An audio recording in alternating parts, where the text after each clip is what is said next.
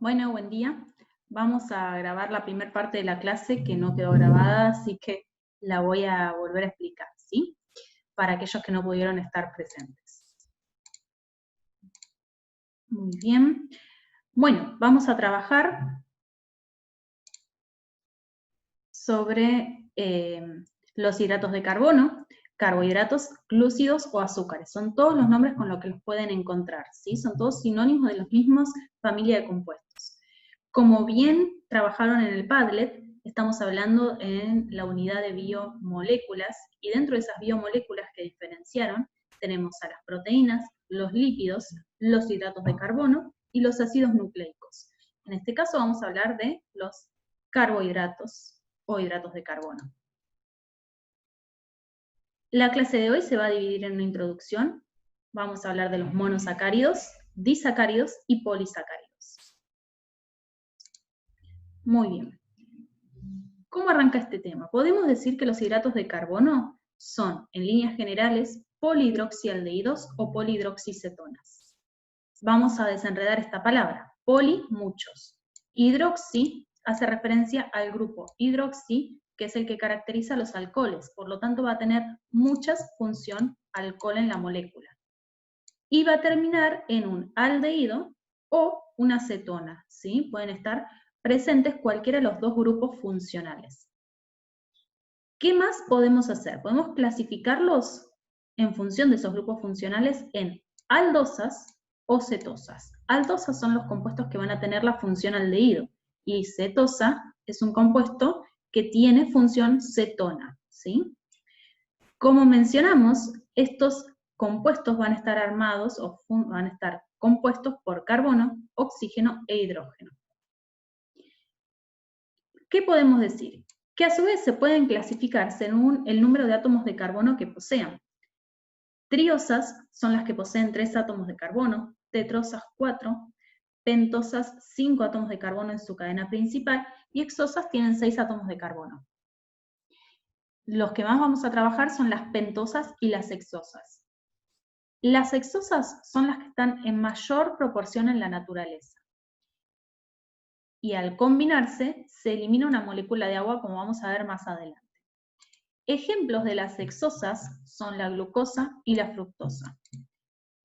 Ambos, tanto la glucosa como la fructosa, tienen la misma cantidad de carbono, hidrógeno y oxígeno. Por lo tanto, son isómeros de función. ¿Por qué de función? Porque la glucosa es una aldosa, o sea que tiene al grupo aldehído. En cambio, la fructosa es una cetosa, o sea que tiene al grupo cetona. Como tienen diferentes grupos funcionales, pero la misma fórmula molecular, son isómeros de función. Entonces así se va sumando todo lo que venimos trabajando hasta el momento. Los grupos funcionales, la parte de isomería, y más adelante vamos a ver más propiedades. Bien, todo esto entonces tienen que tenerlo en cuenta. En la clase Zoom, cuando pregunté si les sonaba la palabra glucosa, hicieron referencia a el nivel alto de glucosa en sangre, que es una asociación muy correcta. Entonces nosotros conocemos a ese monosacárido, la glucosa, por la glucemia, o sea, el nivel de glucosa que existe en sangre, y la asociamos con las personas diabéticas. Bien, ¿dónde más puede estar la glucosa, que es el monosacárido hexosa conocido? Puede estar presente en la fotosíntesis, donde se genera glucosa a partir de dióxido de carbono y agua con la ayuda de la luz solar. Todo esto genera una molécula de glucosa y oxígeno. Esto ocurre en la fotosíntesis en las plantas con hojas verdes, ¿sí? Seguramente lo vieron en las materias. Además, ¿por qué nos suena la glucosa? Porque la principal función de los glúcidos es el aporte energético, ¿sí? Muy bien. Y como dijimos en la clase Zoom, ¿dónde podemos encontrar estos compuestos? En...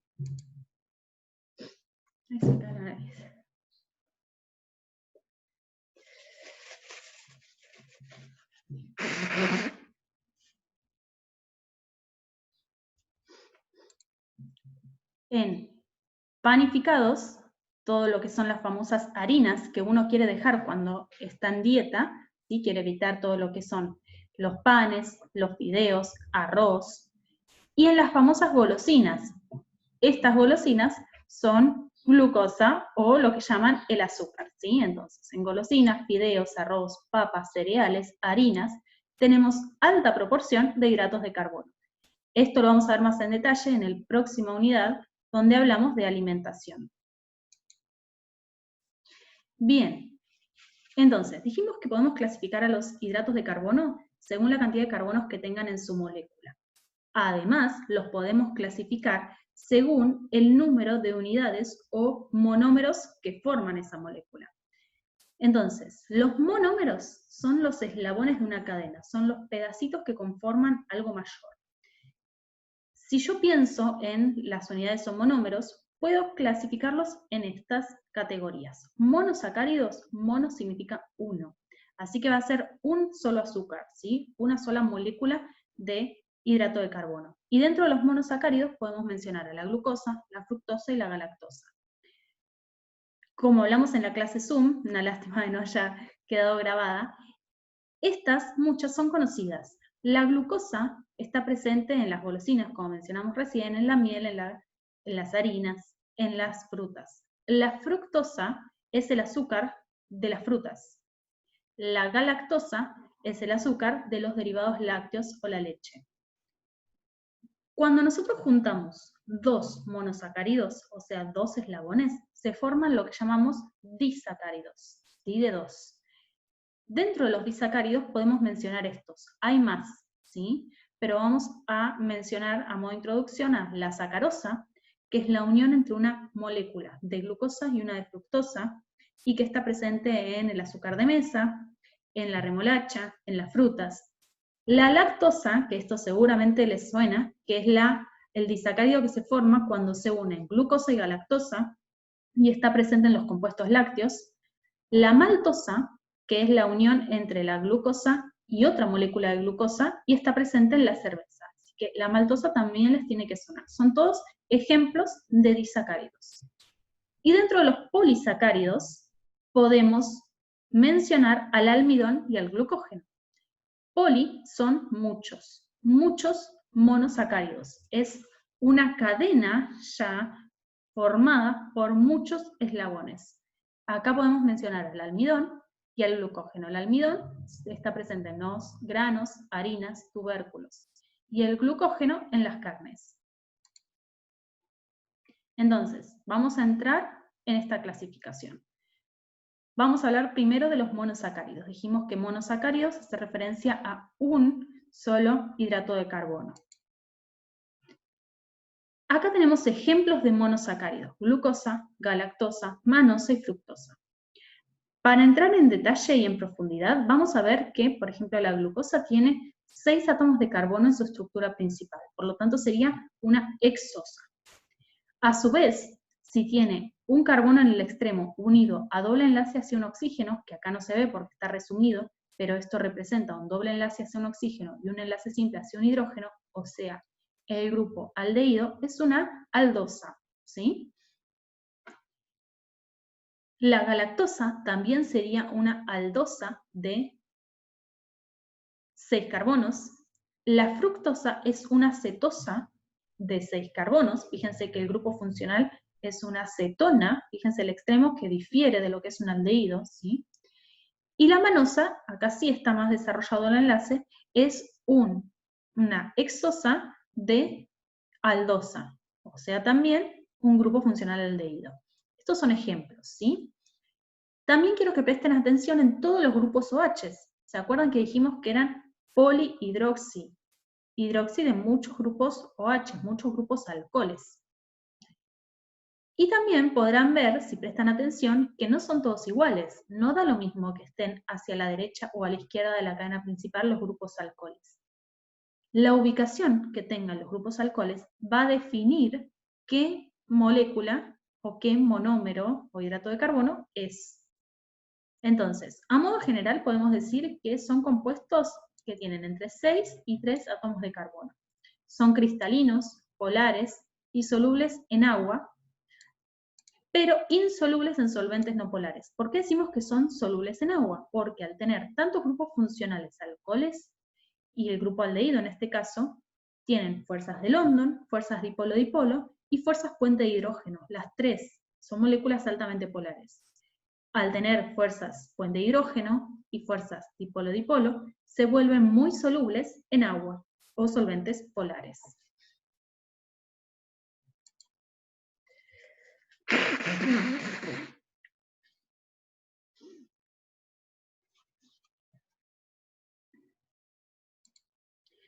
Se conocen también como azúcares simples y no se hidrolizan. Esto significa no se desarman en unidades más pequeñas. Los monosacáridos más comunes en la naturaleza son las pentosas, como dijimos antes, o las hexosas, que tienen 6 átomos de carbono. Los monosacáridos son sólidos blancos, de un sabor dulce, por eso es que también se llaman azúcares, y como mencionamos, solubles en agua por todos los grupos hidroxilos que tienen. Bien. Los grupos aldehídos de las aldosas, como la glucosa, pueden oxidarse, formando ácidos, ¿sí? Esto es importante que lo sepan para las reacciones de laboratorio de identificación. O sea, ¿cuál es la diferencia entre una aldosa y una cetosa? Que las aldosas, que tienen los grupos funcionales aldehídos en el extremo, se pueden oxidar a ácidos. Eso no ocurre con las cetosas, que tienen el grupo cetona en el medio, que no se oxidan. Por lo tanto, es una manera, a través de estas reacciones llamadas de Fehling o de Benedict, de reconocer o diferenciar estos compuestos en el laboratorio. Bien, y vamos a entrar a una de las partes que hay que prestar más atención. Fíjense que acá tenemos la molécula de glucosa dibujada. Fíjense que acá tiene una L adelante o una D. Estas son dos grandes familias, dos series se llaman en realidad. ¿De qué dependen? Acá tenemos que introducir el concepto del carbono quiral. El carbono quiral o asimétrico es un carbono que tiene en sus 4 enlaces grupos diferentes, ¿sí? Tenemos varios carbonos asimétricos en esta molécula, pero el que más nos interesa es el último. Este no sería un carbono asimétrico, porque tiene ya en 2 de esos enlaces hidrógenos. Entonces nos interesa el último carbono quiral, el último carbono asimétrico, que sería el quinto carbono de la cadena. ¿Qué pasa? Según la ubicación del grupo OH, del grupo hidroxi, en el quinto carbono, o sea, el último carbono quiral de la molécula, yo voy a clasificar a los compuestos en serie L o serie D. Cuando ese grupo OH está a la izquierda de ese carbono, se llama la serie L. Si quieren asociarlo, es L de left en izquierda. Cuando ese grupo OH en el quinto carbono se encuentra a la derecha, es la D, la serie D, en este caso el compuesto glucosa. Bien, y acá cuando nosotros vimos estereoisómeros, o en la clase de isomería, en ese momento nosotros dijimos, bueno, no vamos a prestarle atención a estos isómeros espaciales, o estereoisómeros, porque los vamos a ver más adelante. Bueno, este es el momento. Para que se dé un isómero espacial, tiene que tener un carbono quiral, que este compuesto lo tiene. ¿Y qué son los isómeros espaciales? Son compuestos que, por ejemplo, si yo los pongo en un espejo, forman imágenes especulares de espejo no superponibles. O sea, si yo quiero solapar una imagen con la otra, no van a coincidir.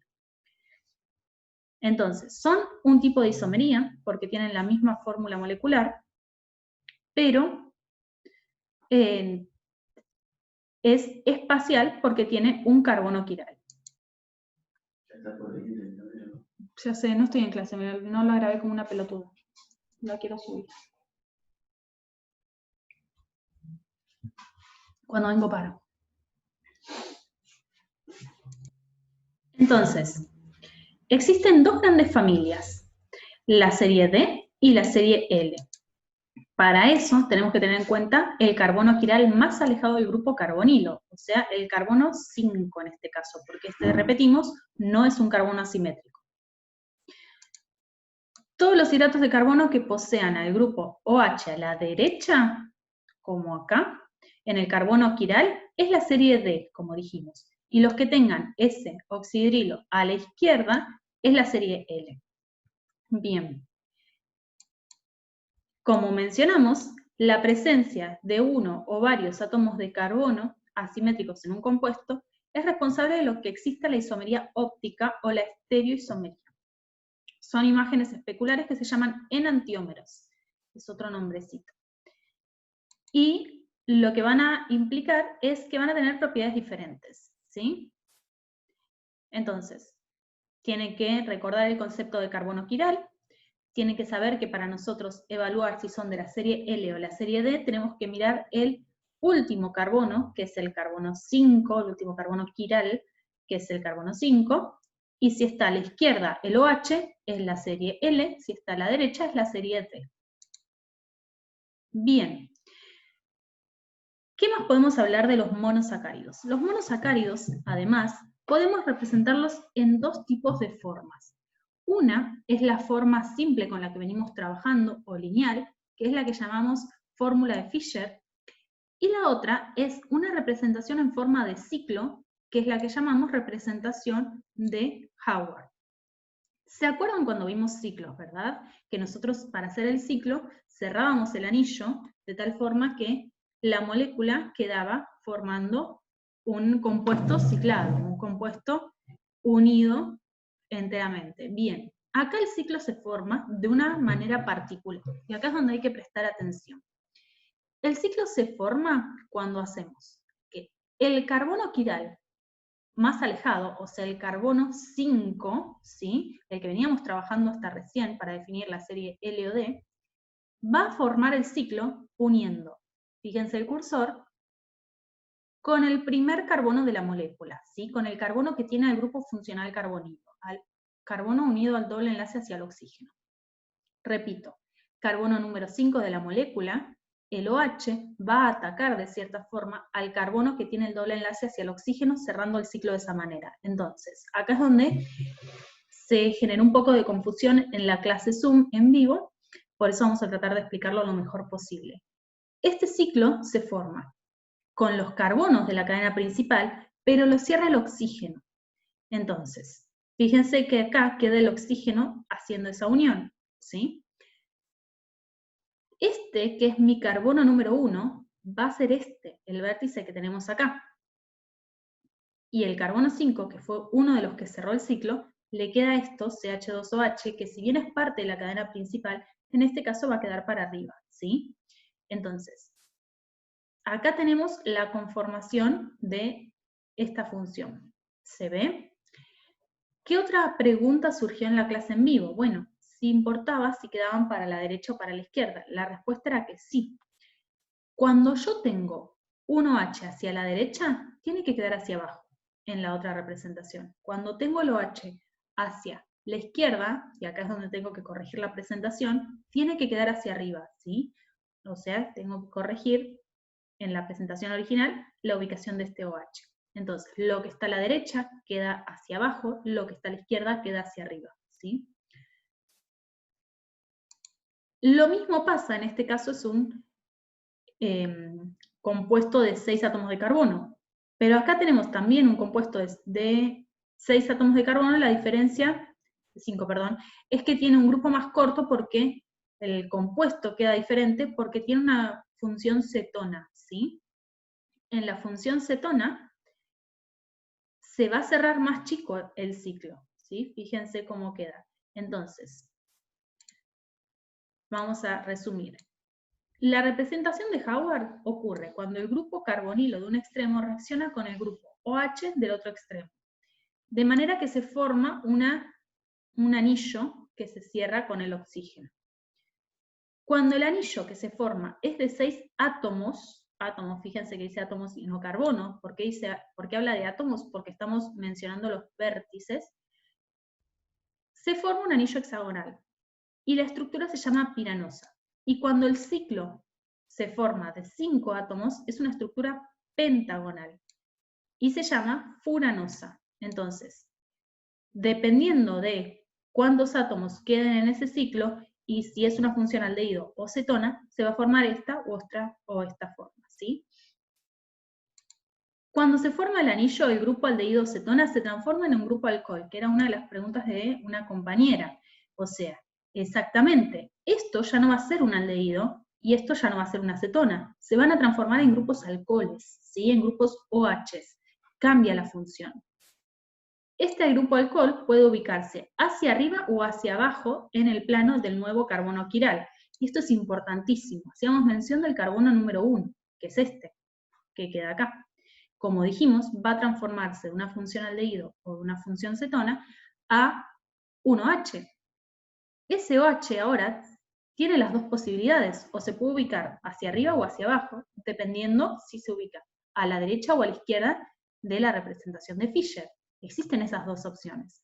Entonces, y acá es donde hay que prestar atención. Si el nuevo OH generado se ubica hacia arriba, se llama beta. Si el nuevo OH generado se ubica hacia abajo, se llama alfa, en la representación de Howard, que es lo que dice acá. Cuando se ubica hacia arriba, es el isómero beta. Cuando se ubica hacia abajo, es el alfa. Esto lo van a poder ver con mayor detalle cuando tengan la presentación, pero acá lo que está explicando es cómo cierra el anillo.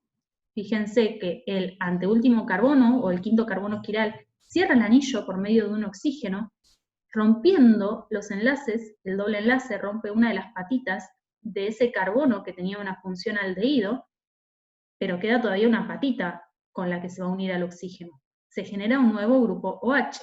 Si ese grupo OH queda hacia la derecha, ¿sí?, quiere decir que va a ir hacia abajo, en la otra representación de Howard. Entonces se va a llamar alfa. Pero si ese OH queda hacia la izquierda, va a quedar hacia arriba y se va a llamar beta en la representación de Howard. Entonces, esto resume lo que veníamos trabajando. Espero que se pueda ver bien cuando hagan las presentaciones. ¿Para qué me detengo tanto en esto? Porque cuando ustedes abran un libro, o vean un apunte, o vean una imagen, y vean que están hablando de la alfa de glucosa, o la beta de glucosa, quiero que entiendan esa alfa o beta, de dónde viene, y esa D, de dónde viene, ¿sí? Que es lo que trabajamos hasta recién. Quiero que entiendan esas letras, esa nomenclatura, de dónde sale y a qué hace referencia, ¿sí? Entonces, acá tenemos la representación de una glucosa en Fischer, ¿sí?, en la lineal, y acá está transformada en Howard en sus dos posibilidades, según donde quede el nuevo grupo OH cuando se rompe el doble enlace que une a el carbonilo, ¿sí? Esto está representado para la glucosa, pero esto mismo se aplica para cualquiera de los hidratos de carbono, incluso para las cetosas, ¿sí? Entonces, fíjense, acá está mejor explicado que tenemos el OH, lo que está a la derecha pasa hacia abajo en la fórmula de Howard, y lo que está a la izquierda pasa hacia arriba. Acá se ve bien, ¿sí? Esto está correcto. Bien, vamos a checar. Esto es lo más importante, ¿sí? Lo otro que tengo que mencionarles es que existen otras representaciones tridimensionales de esta molécula. No quiero que se enloquezcan, solo que sepan que existen. ¿Y cuáles son? La que se llama forma de silla y forma de bote.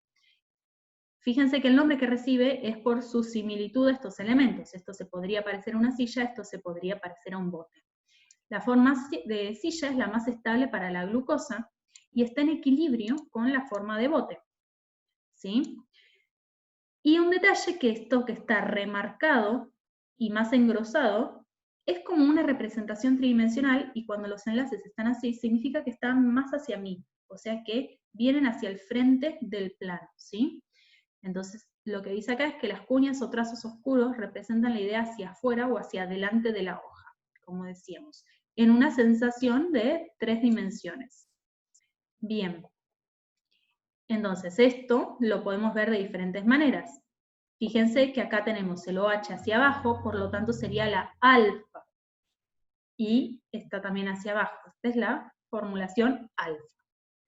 Bien, entonces, esto es lo que deben saber de los monosacáridos, ¿sí? En la clase Zoom, en vivo, quizás medio fue un poco complicado explicarlos, pero espero que ahora, más con esta nueva grabación, se termine de entender bien el tema. Igual me pueden hacer consultas vía campus.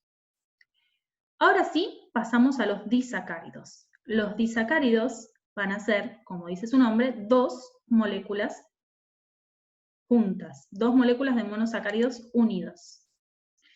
Bien, y acá es una parte importante. Vamos a ampliar la imagen. Bien, tenemos los disacáridos, es la unión, o se generan a partir de la unión de 2 monosacáridos. Y en esta unión se pierde agua. Esta reacción se llama condensación. ¿Cómo es la reacción? 2 moléculas de monosacáridos que van a dar una molécula de disacárido y una molécula de agua. Vamos a mirar esta imagen. ¿Por qué hablamos de agua? Fíjense que acá tenemos a la alfa de glucosa, alfa porque tiene el OH hacia abajo, D porque pertenece a la familia D, que tenían el quinto carbono, que era el carbono quiral, el OH hacia la izquierda. Y acá tenemos otra alfa de glucosa. Fíjense cómo se unen, miren lo que está remarcado en color. Dijimos que de esta reacción iba a sobrar agua. ¿Y de dónde va a salir ese agua? De el O, el hidrógeno y otro hidrógeno. O sea, nosotros al juntar un oxígeno y 2 hidrógenos, estamos formando una molécula de agua que va a ser eliminada. Entonces el enlace va a quedar entre este vértice, que era un carbono, con uno de los oxígenos, y el otro vértice. Queda una cosa así. Esto, como bien dijeron en la clase Zoom en vivo y me sorprendieron, es un enlace de tipo éter. ¿Sí? ¿Se acuerdan la función éter, carbono, oxígeno, carbono? Es esto, ¿sí? Entonces, este enlace se llama unión glicosídica o glucosídica, lo pueden encontrar de las dos maneras en los libros.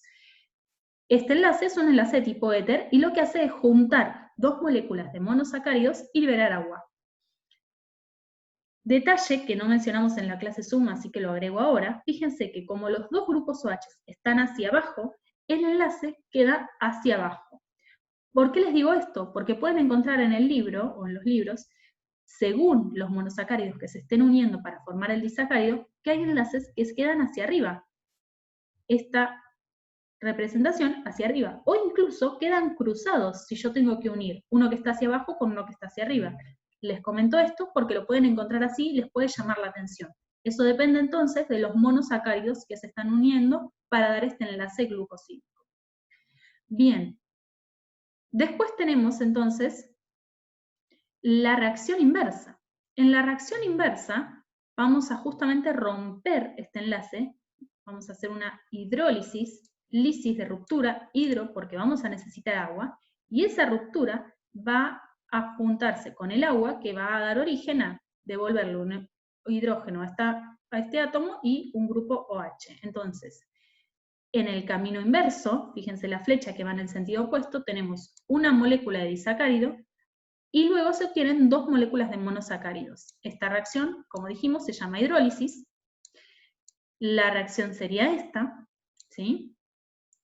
Y ocurre en el organismo por catalizadores biológicos.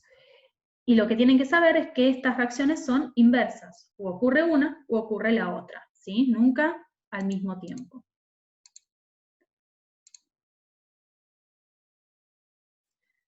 Muy bien.